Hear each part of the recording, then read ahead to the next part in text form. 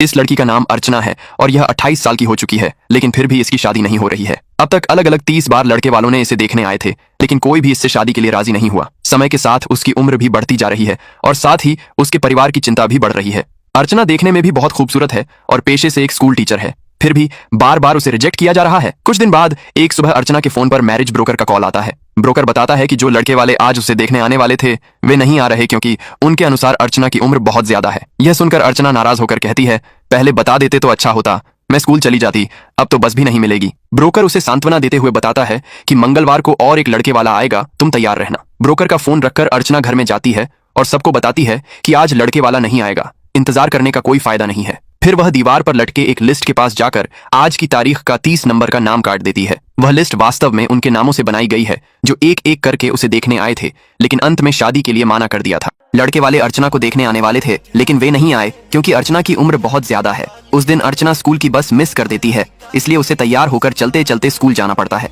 दिन की शुरुआत उसके लिए बिल्कुल अच्छी नहीं होती। दूसरी ओर स्कूल में एक अलग किस्म की घटना घटित होती है। अनु नाम की एक छात्रा कुछ लड़कों के साथ झगड़े में पड़ जाती है। हालात को संभालने के लिए अनु अपने मामा को स्कूल लेकर आती है, लेकिन उसके मामा इस झगड़े में पड़ना नहीं चाहते थे, इसलिए अनु अपने मामा की दुकान की चाबी लेकर स्कूल आ जाती है और ना चाहते हुए भी उसकी मामा को स्कूल आना पड़ता है। चाबी मांगने के लिए मामा उसकी क्लास में घुस जाते हैं। क्लास में घुसते ही उनकी नजर अर्चना मैडम पर पड़ जाती है। अर्चना को देखकर वह अचानक घबरा जाते हैं और जल्दी से क्लास से बाहर निकल जाते हैं।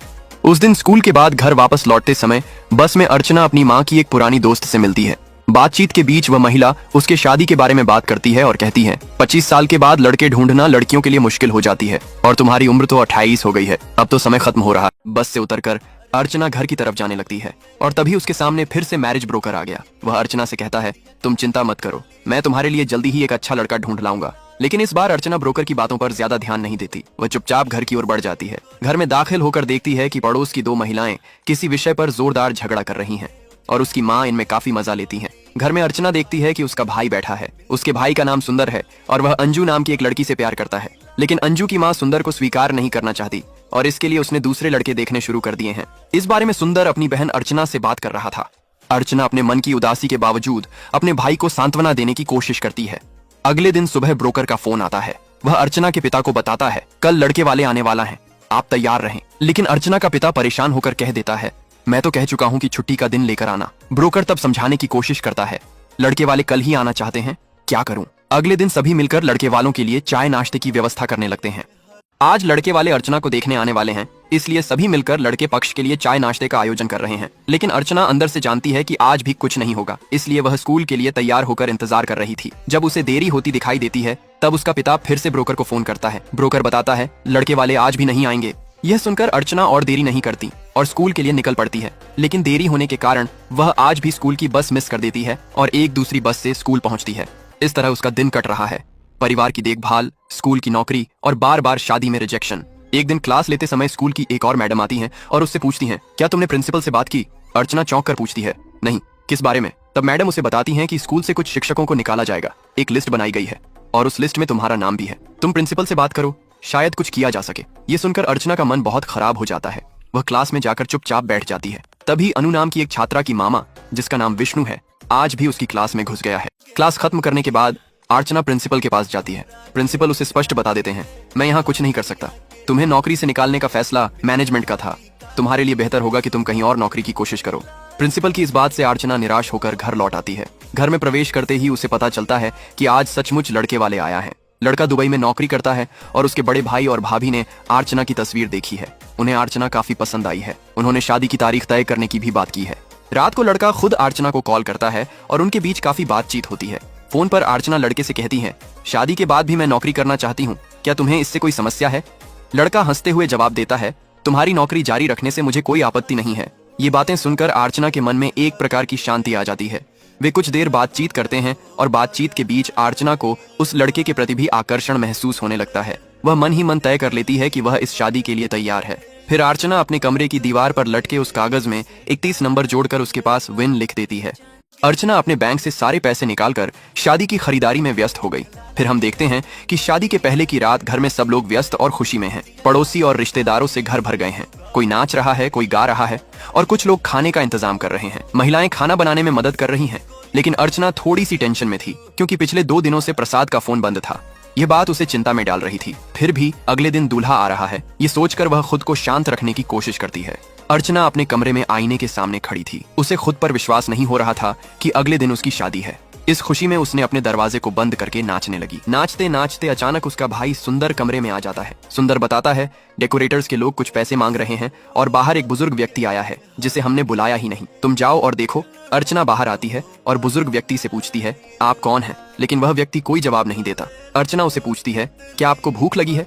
बुजुर्ग ने सिर हिलाकर सहमति जताई। अर्चना उसे बैठने के लिए कहती है और खाना लाने चली जाती है, लेकिन तभी उसका फोन बजने लगता है। फोन उठाते ही वह समझ जाती है कि प्रसाद का भाई फोन किया है। प्रसाद का भाई पूछता है प्रसाद का साथ तुम्हारा कोई बात हुई है? अर्चना बताती है 2 दिनों से मेरे साथ उसकी कोई बात नहीं हुई। तब प्रसाद का भाई कहता है मैं अभी पुलिस स्टेशन में हूँ। 2 दिन पहले प्रसाद देश लौट आया था, उसके बाद से उसका फोन बंद है। हमें लगता है कि वह अपनी पुरानी प्रेमिका के साथ भाग गया है, इसलिए कल तुम्हारी शादी शायद नहीं हो सकेगी। ये शब्द सुनकर अर्चना का सिर चकरा जाता है। वह अपने कानों पर विश्वास नहीं कर पा रही है। घर में सभी उसकी शादी की खुशी में मग्न है। अब वह उन्हें कैसे बताएगी कि कल उसकी शादी नहीं होगी? वह क्या करेगी, कुछ समझ नहीं पा रही है। बाहर सब शादी के माहौल में मस्त हैं। कोई नहीं जानता कि आगे अर्चना की शादी शायद टूट गई है। अर्चना के सारे सपने एक पल में टूट जाते हैं। उसका यह जिंदगी एक बुरे सपने में बदल गई है। वह अपने कमरे में चली जाती है। तभी उसकी माँ कमरे में आकर कहती हैं बावर्चियों ने एडवांस पैसा मांगा है, वरना वे सुबह खाना नहीं बनाएंगे। अर्चना भीतर ही भीतर दुविधा में थी। वह समझ नहीं पा रही थी कि प्रसाद का भाई अर्चना को फोन करके कहता है प्रसाद अपनी पुरानी प्रेमिका के साथ भाग गया है। उसके बाद अर्चना का पिता उसके कमरे में आकर बैठते हैं। वह स्नेहपूर्वक पूछते हैं क्या हुआ बेटी, तुम किसी कारण से चिंतित हो?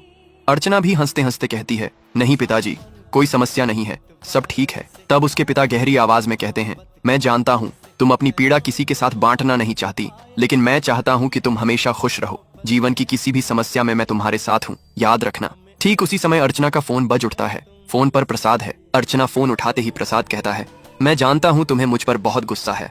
माफी मांगने का कोई फायदा नहीं, क्योंकि जो अपराध मैंने किया है उसकी कोई माफी नहीं। यह अचानक हो गया है, लेकिन मैं चाहता हूँ कि तुम्हारे घर वालों के सामने माफी मांगो, और तुम्हारा कोई दोष नहीं, यह भी बताना चाहता हूँ। सब कुछ मेरी ही गलती है। अर्चना गुस्सा होकर कहती है तुम्हें किसी से बात करने की जरूरत नहीं है, मेरे घर को कैसे संभालना मैं अच्छे से जानती हूँ। ये कहते हुए अर्चना फोन काट देती है।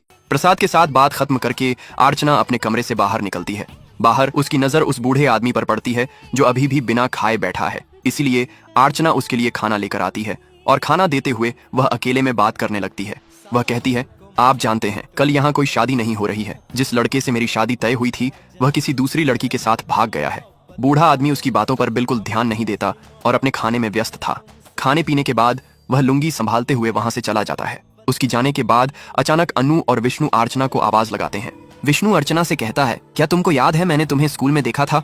मैं बहुत समय से तुम्हें पसंद करता हूँ, लेकिन तुम्हारे गुस्से के डर से कुछ कहने की हिम्मत नहीं हुई। उस दिन मैं प्लान बनाकर ही तुम्हें देखने के लिए स्कूल गया था। मुझे पता है कि आज तुम्हारी शादी है, फिर भी मैं कहना चाहता हूँ, क्योंकि मैं अपने अंदर कोई संकोच नहीं रखना चाहता, ताकि बाद में मुझे पछतावा ना हो कि मैंने अपने दिल की बातें समय पर नहीं कही। मुझे पता है कि बहुत देर हो गई है, लेकिन मैं तुमसे बहुत प्यार करता हूँ और तुम्हारे साथ शादी करना चाहता हूँ। अगले दिन सुबह सभी लोग बारात आने की प्रतीक्षा कर रहे होते हैं, क्योंकि यहाँ कोई नहीं जानता कि शादी टूट गई है। ठीक उसी समय अर्चना मंच पर चढ़ती है और माइक के सामने खड़ी होकर कहती है मैं आप सभी को कुछ बातें बताना चाहती हूँ।